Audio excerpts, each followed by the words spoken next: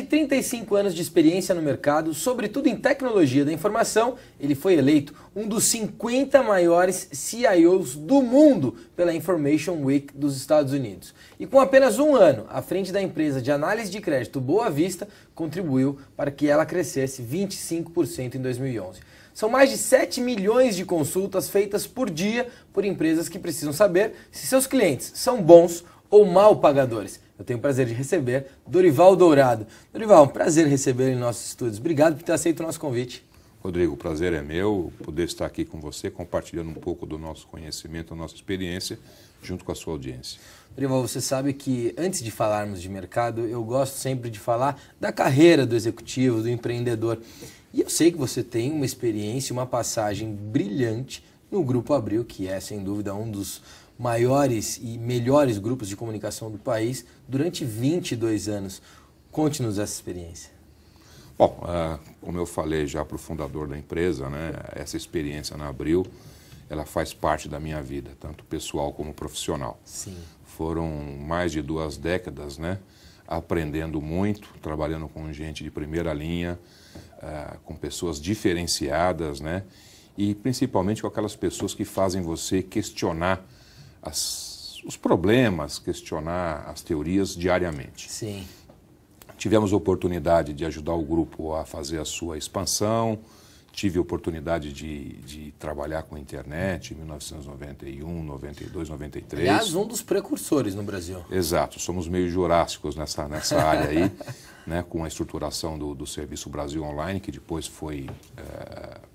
teve o merge com o Universo Online. Sim. Iniciamos também os estudos da TV por assinatura no Brasil, com diferentes tecnologias, né? Cabo, MMDS, satélite, enfim. Era uma época de descobrimento, inclusive, né? As coisas ainda não estavam validadas como é hoje, né? Sem dúvida nenhuma, Rodrigo. Acho que Abril ajudou muito o Brasil a se desenvolver nessa área, né? E a direção da casa, né, o fundador, o Roberto Tivita, sempre tiveram essa questão, essa veia de inovação muito forte, né? E eu diria até um pouco de empreendedorismo, né? Claro, né? De enxergar oportunidades, né? E de trazer para o Brasil tecnologias, modelos de negócio que ninguém imaginava na época. Tem alguma história de empreendedorismo, alguma história de sala de reunião que ainda não foi contada e que você pode contar, evidentemente, que foi divertida e aí você disse, poxa, esses caras são demais mesmo, os caras são bons? Olha, eu acho que toda essa história aí de internet, por exemplo, né, ela começou meio desse jeito, né? Sim.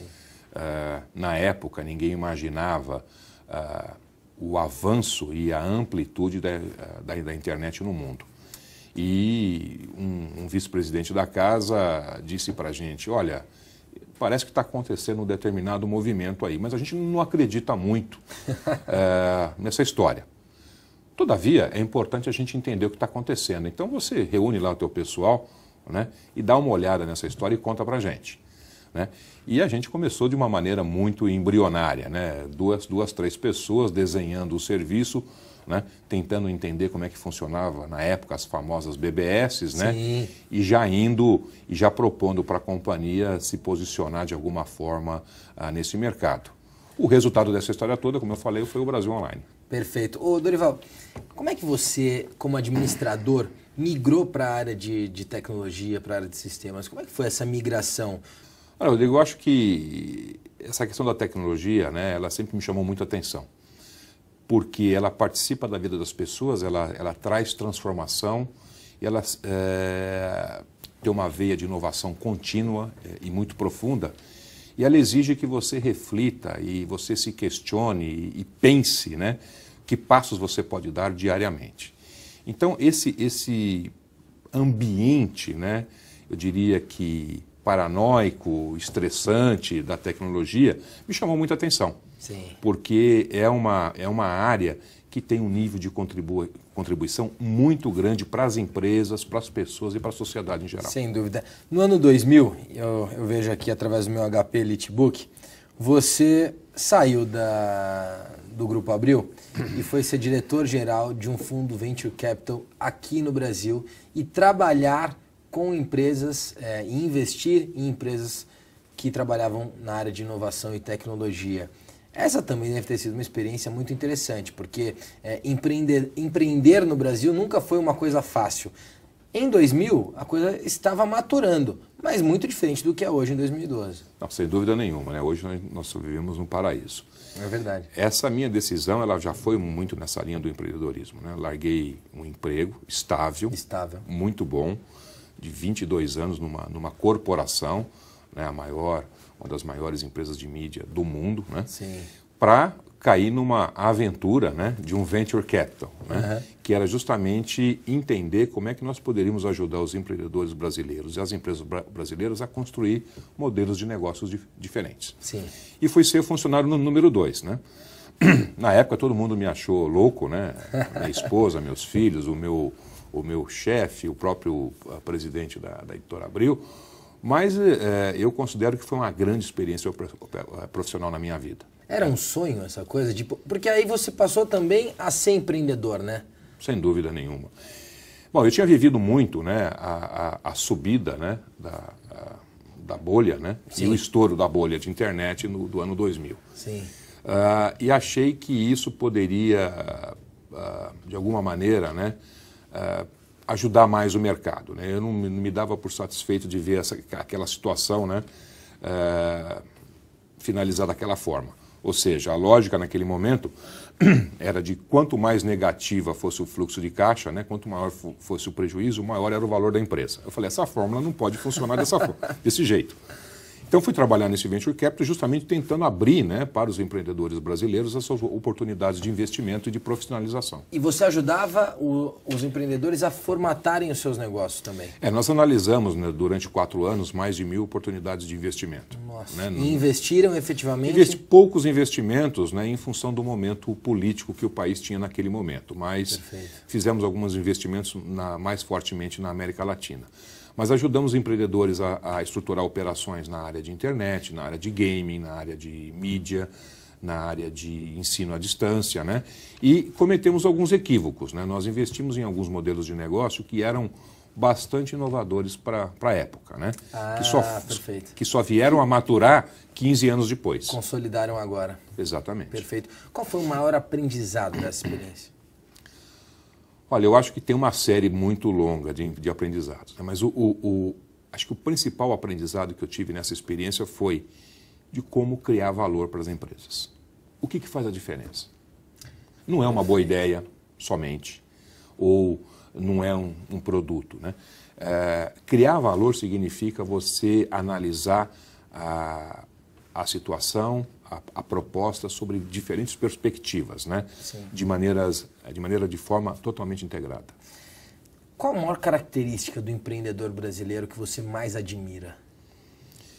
Olha, eu já tive experiência aí trabalhando fora do Brasil, já tive experiência com empresas internacionais e acho que não só o empreendedor, mas como também o profissional brasileiro, ele se caracteriza por essa questão da inovação, por essa busca, né, de resolver o problema, né, e de encontrar sempre uma solução criativa para as dificuldades que se apresentam.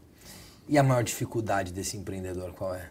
Hoje é ter um bom plano de negócios e também ter recursos financeiros para colocar esse plano de negócios em execução. Aliás, deve ser não só ter o bom plano de negócio, como desenvolver esse bom plano de negócio, né? Como nós falamos... Não tem porque ele não sabe desenvolver. Esse é uma situação que tem mudado muito no Brasil, né? A gente percebe, vis-à-vis a nossa experiência de praticamente 12, 14 anos atrás, né, que o mercado mudou, né? Antigamente o empreendedor ele só tinha uma boa ideia. Mais nada. E ele achava que aquela boa ideia ia se transformar num negócio rentável. Perfeito. Né? Muitos se transformaram em negócios, poucos se transformaram em negócios rentáveis. Né? Claro. Hoje a gente já percebe as pessoas muito melhor preparadas, né, para analisar essas questões estruturais de organização de um modelo de negócios. Muito bom. Bom, saindo dessa experiência em 2004, você migrou para a Serasa, que na época nem era Serasa Experian, era só Serasa. e foi levando um projeto, na época o atual presidente, que era o Elcio Aníbal, foi levando um projeto para ele que ele acabou trazendo você para a Serasa. Como é que foi esse processo? Bom, foi um caso bastante interessante, né? Procuramos a Serasa como braço operador de um projeto, né? E depois de muita conversa, né? E desse relacionamento com o Elcio Aníbal de Luca, que é um empreendedor, né? É verdade. É um empresário de visão diferenciada, né? Nós acabamos indo trabalhar na Serasa justamente para fazer o desenvolvimento da área de novos negócios e trazendo também a tecnologia da informação, né? Como um fator de oferta diferenciada. Na verdade, você pôs em prática essa característica que você citou do profissional e do empreendedor brasileiro, que é poder agregar valor no produto. Você conseguiu, através da tecnologia, agregar valor no produto da Serasa, que já era consulta de crédito, né? Exatamente. Demos uma pequena parcela de contribuição, né? Nesse reposicionamento da companhia, né? Sim. Através do desenvolvimento de novos produtos, através da melhoria da oferta dos serviços. E isso foi tão bem sucedido que você agora foi convidado para ser presidente da Boa Vista, e eu quero falar sobre isso com você, mas vou deixar para o segundo bloco. Com o presidente da Boa Vista Serviços, Dorival Dourado. Dorival, no primeiro bloco a gente falou sobre todas as suas experiências da sua carreira, e agora chegamos aqui na Boa Vista, que é uma empresa que tem, inclusive, uma história curiosa de empreendedorismo, porque é uma empresa que era da associação comercial, continua tendo a associação como sua principal acionista, mas agora tem 40% já de capital externo das associações comerciais. Como é que foi essa operação? Bom, Rodrigo, o advento Boa Vista, né, ele veio para mudar a estrutura da indústria no Brasil. Sim. Até então existia uma empresa dominante e hoje nós já ocupamos aí uma participação muito expressiva no segmento. Sim. Isso tem uma história. A Associação Comercial, né, há 56 anos mantinha um serviço de proteção ao crédito, mas nos últimos anos notou que o mercado mudou, né? O mercado mudou, os clientes estavam mais exigentes, né? Era necessário, né, a criação de uma empresa com amplitude nacional e tomou a iniciativa aí corajosa, né, de transferir os seus ativos, né, para uma SA de capital fechado, né, a Boa Vista, e também viabilizar a entrada de investidores, de modo a trazer uma abordagem, uma visão de administração de empresa privada. Foi uma profissionalização, inclusive, né? Sem dúvida. Com isso, né, hoje o mercado conta com uma empresa, né, capacitada, sim, altos investimentos, né, planejados, alguns já executados e outros planejados, em inovação de produto, em melhores serviços ao cliente. E principalmente, Rodrigo, trazendo, né, essa questão de empresa e consumidores do mesmo lado para o desenvolvimento do Brasil, né, que isso tem sido a nossa tônica de trabalho nos últimos meses. Uma coisa interessante que aconteceu no ano passado foi a entrada da Equifax também, para assumir que é uma empresa mundial, né? Para assumir junto com a Boa Vista esse know-how. Sem dúvida, né? Nós, como nós já falamos no bloco anterior, nós somos uma empresa de empreendedores, né? Então nós estamos sempre desafiando os limites. Sim. 4 meses após a criação da Boa Vista, né, a constituição da Boa Vista, que foi em novembro de 2010. Em novembro de 2010, nós partimos por uma negociação internacional que foi assumir as operações da Equifax no Brasil, para fazer a complementação da nossa oferta ao mercado. Perfeito. Depois na época de associação comercial, até novembro vocês tinham 20% do mercado. Exato, né? A Boa Vista começou com 380 colaboradores e 20% de participação de mercado.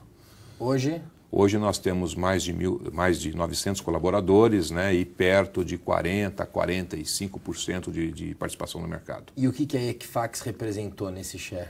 A Equifax agregou, né, os produtos e serviços relacionados à informação de pessoa jurídica, né, trazendo também uma expertise internacional. Perfeito. Embora a Boa Vista seja uma empresa genuinamente brasileira, né, gerida e é a única nesse segmento, né, de controle brasileiro, né, ela passa a contar também com expertise internacional para acesso a experiências em outros mercados. Agora, Dorival, um grande diferencial hoje da Boa Vista é justamente esse relacionamento com todas as associações comerciais, porque você de fato participa da vida e do dia a dia do empreendedor regional, né? Sem dúvida nenhuma, Rodrigo. Isso daí é o nosso fator de diferenciação e a nossa capilaridade. É por isso que os nossos clientes, né, gostam dos nossos produtos e serviços. Recentemente fizemos um acordo com a Confederação Nacional das Associações Comerciais. Sim. E integramos mais de 2.000 entidades, né, à nossa rede de parceiros. Espetacular. Isso nos dá presença nos nas 2.000 principais regiões econômicas do Brasil, ofertando produtos e serviços e também entendendo como é que funciona o mercado local. Muito bom. Agora tem uma coisa muito curiosa aqui, que de novo eu posso, através do meu HP EliteBook, olhar, é que a Boa Vista lançou um programa chamado Acertando Suas Contas. E eu achei muito divertido e que é uma agenda positiva para o Brasil. Nos conte sobre esse projeto. Olha, esse projeto tem sido aí a nossa atenção, tem recebido a nossa atenção e a nossa investimento contínuo. Você sabe muito bem, né, que o Brasil recebeu recentemente mais de 40 milhões de pessoas no mercado de consumo. Sim. A chamada nova classe. A chamada nova classe C. E sempre nos preocupou muito, né, o nível de endividamento da família brasileira, como também a taxa de inadimplência. Sim. Através de pesquisas, né, dos nossos escritórios, dos nossos pontos de presença, nós identificamos, né, que o consumidor com informação negativa, o consumidor inadimplente, não tinha um ambiente favorável à negociação da sua dívida ou à renegociação da sua dívida. Ele sempre era acessado dentro de um modelo de cobrança. Então, o nosso programa Acertando Suas Contas justamente traz esse consumidor inadimplente para um ambiente de negociação com o credor, né, onde há um equilíbrio, né, há uma simetria, né, de condições. Vocês participam como mediador, inclusive? Como mediadores desse processo, né, propiciando todas as informações, né, e o ambiente para que isso ocorra. Muito bom. Né? E é um programa de sustentabilidade de crédito. Após essa renegociação, o consumidor volta a ser um consumidor adimplente, sim, ou seja, um consumidor positivo, né? E ele recebe ao mesmo tempo uma cartilha e uma orientação sobre finanças pessoais, sobre a administração das finanças domésticas, para que ele continue sendo um consumidor positivo e possa vir a participar do cadastro positivo. Isso é muito legal e eu acho que essa iniciativa é o que de fato o consumidor brasileiro precisa, porque ele passa a acessar, como você mesmo disse, a oportunidade de consumo, mas ao mesmo tempo ele não tem a cultura de consumo. E aí pode ser que passe a consumir mais do que ele realmente... Aliás, hoje 52% do salário e dos ganhos já estão comprometidos em parcelas, é isso? Exatamente, esse é o grande ponto, né? A Boa Vista Serviços defende que consumidores e empresas têm que estar do mesmo lado, ou seja, do lado do desenvolvimento do Brasil. Claro. Para isso nós temos que ter um ciclo de crédito sustentável. O consumidor precisa consumir de forma consciente. Perfeito. E as empresas precisam ampliar a base, né, da oferta de crédito. Qual é o nível ideal de endividamento hoje? Olha, isso varia de caso para caso, né, mas o índice atual ele coloca o consumidor numa zona de risco. Perfeito. Nós acreditamos, né, que o patamar razoável seria em torno de 30% a 35%, aonde o consumidor poderia acomodar eventuais desajustes nas suas finanças, caso venham a ocorrer. Nesse caso você falou sobre o consumidor. Nós tivemos em 2008 o caso nos Estados Unidos, que foi a quebra justamente dos bancos por conta de endividamento, onde houve todas aquelas alavancagens. Isso pode acontecer no Brasil? Você enxerga que isso está próximo ou que ainda realmente está muito distante?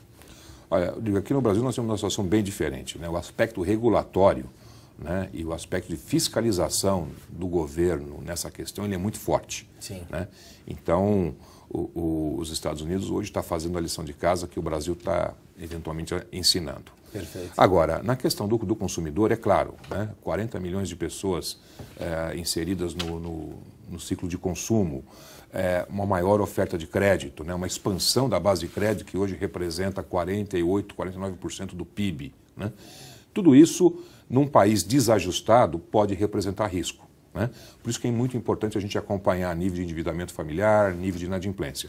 E a Boa Vista faz a sua presta sua colaboração, trazendo, né, esse programa de finanças e de crédito sustentável, né, através do Acertando Suas Contas, através do consumidor positivo, né, fazendo com que os consumidores brasileiros tenham responsabilidade na hora de contrair crédito. Muito bom. Agora tem uma coisa curiosa, né? No tema tecnologia, no ano passado vocês lançaram a avaliação de crédito pelo iPad e também pelo iPhone. É mais uma inovação da Boa Vista. Não, sem dúvida nenhuma, né? A Boa Vista só no ano passado lançou 35 novos produtos para os seus clientes. Boa parte desses produtos já operando nesses equipamentos, né? Nesses dispositivos aí que estão na mão das pessoas aí pela cidade. A gente acredita muito, nós acreditamos muito, né, que essa inovação ela é importante porque ela leva o consumo dos produtos e serviços mais próximos das empresas e das suas operações em campo. Dessas 145 milhões de transações que são realizadas por mês, qual é a inadimplência mais frequente? Bom, a inadimplência maior hoje ela é com o consumidor, ela gira em torno de 6%, né? Vis-à-vis uma inadimplência da pessoa jurídica, das empresas, né? Que gira em torno de 3,5%, 4%. Perfeito. O que nós ajudamos com os nossos produtos e serviços é fazer que empresas e consumidores tomem a melhor decisão ou a decisão mais acertada na hora de uma transação comercial. Geralmente, esse endividamento ele está mais nos bancos? Olha, no lado do consumidor, né, o maior responsável pelo endividamento é o cartão de crédito. O cartão de crédito. Olha só. E na realidade os produtos financeiros, a oferta dos produtos financeiros, né, que representam aí o grande ponto frágil para o consumidor. Ele tem mais acesso a crédito, né, e não está fazendo isso não está contraindo esse crédito da melhor forma possível. Existe um trabalho entre vocês e as operadoras de cartão justamente para essa educação ou não? Esse trabalho que vocês realizam é somente pelo lado da Boa Vista? Não, o nosso trabalho tem sido, junto a consumidores e empresas, né, no uso melhor do crédito, na conscientização. Perfeito. Então, sempre que possível, a gente faz esse trabalho junto aos consumidores, né, através do nosso site do Consumidor Positivo, www.consumidorpositivo.com.br, onde o consumidor ainda pode registrar eventuais problemas com perdas de documentos e cheques, um serviço de utilidade pública, e também fazemos isso junto às empresas, né, fazendo com que elas tenham a decisão mais acertada, né, o ponto de equilíbrio na hora de ofertar crédito ao consumidor, fazendo com que isso seja mais assertivo. Mais assertivo. Dorival, infelizmente a gente caminha aqui para o final do programa e eu quero fazer aqui um bate-bola rápido com você, pode ser? Pode não. Então tá bom. Um sonho. Um sonho? Poxa, que pergunta. Um sonho? Contribuir mais para o desenvolvimento do Brasil e fazer com que a nossa companhia preste um bom serviço aos seus clientes. Uma decisão que você tomou e tomaria de novo? Casar. Ah, olha só, hein? Qual é o nome da esposa? Ione. Ione, um abraço a você. Você deu uma declaração de amor aqui, hein, por parte dele, hein? Muito bom. Um livro. Execução do Rancharan. Um filme. Vários. Gosto muito de ficção, mas eu acho que eu vou de Love Story. O brasileiro. Vencedor. Se hoje você fosse a presidente Dilma e tivesse o poder da presidente Dilma, qual seria a sua primeira iniciativa? Eu acho que o povo brasileiro está precisando de muita confiança no governo, né? Acho que a primeira decisão, e eu sei que ela não é simples, mas seria fazer um saneamento, né? Nesse processo todo de desvio de dinheiro, né? E fazer com que o imposto que eu, você e os telespectadores pagam seja bem direcionado. Agora, Dorival, como a gente costuma fazer no programa, a nossa produção fez uma foto nossa e eu quero mostrar aqui e será o meu presente a você hoje. Junto com a HP, a nossa foto foi tirada e impressa na HP Envy com tecnologia e-print. Então, fica de presente para você e que você tenha como recordação dessa nossa gravação. Ok, eu agradeço bastante aí a oportunidade aí e essa fotografia aqui tem um valor todo especial. Muito obrigado. Obrigado a você. Um abraço, obrigado pela participação, viu? Dorival Dourado, presidente da Boa Vista Serviços, a empresa que já representa 40% do mercado de crédito no Brasil. Muito obrigado pelo seu carinho, também, é claro, pela sua audiência, e eu te espero de domingo a sexta-feira, sempre às 11h30 da noite. Até lá!